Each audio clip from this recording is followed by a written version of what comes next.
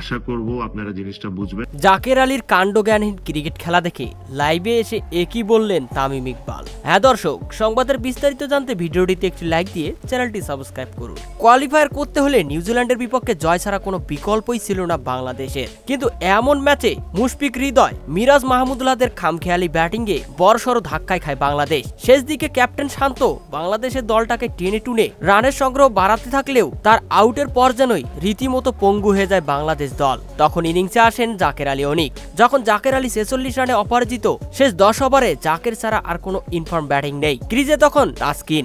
অথচ এমন মুহূর্তে জাকের আলী স্ট্রাইক নিজে না খেলে তাসকিনকে সিঙ্গেল নিয়ে স্ট্রাইক দিলে তাসকিন যেন ওভারের 5টি বলেই ডট খায়। এরপর পরবর্তী ওভার হলেও প্রথম বলে সিঙ্গেল নিয়ে আবারও জাকের আলী স্ট্রাইক দেয় তাসকিনকে, যেখানে বরাবরের মতো তাসকিন পুরো ওভারই খেয়ে ফেলে। এরপর স্ট্রাইক নিতে গিয়ে রান আউট হন। শেষমেশ 237 রানেই ঠেকে বাংলাদেশের স্কোর। আর তাই জাকের আলীর এমন কাণ্ডজ্ঞানহীন ব্যাটিং দেখে লাইভে এসে রীতিমতো সমালোচনা করেন তামিম ইকবাল। তিনি বলেন, জাকের চাইলেই বাংলাদেশের স্কোরটা 270 থেকে 80 রানে দাঁড়াতো। নিজে না খেলে স্ট্রাইক দেয় তাসকিনকে, শেষমেশ রান আউট। দলকে রীতিমতো পঙ্গু করে যায় জাকির। জাকের আলীরা মনে হয় অন্যান্য দেশের ক্রিকেট খেলা দেখে না। একজন জেনুইন ব্যাটার থাকলে ম্যাচের মোড় যে কোথায় যায় সেটা হয়তো তারা বোঝে না।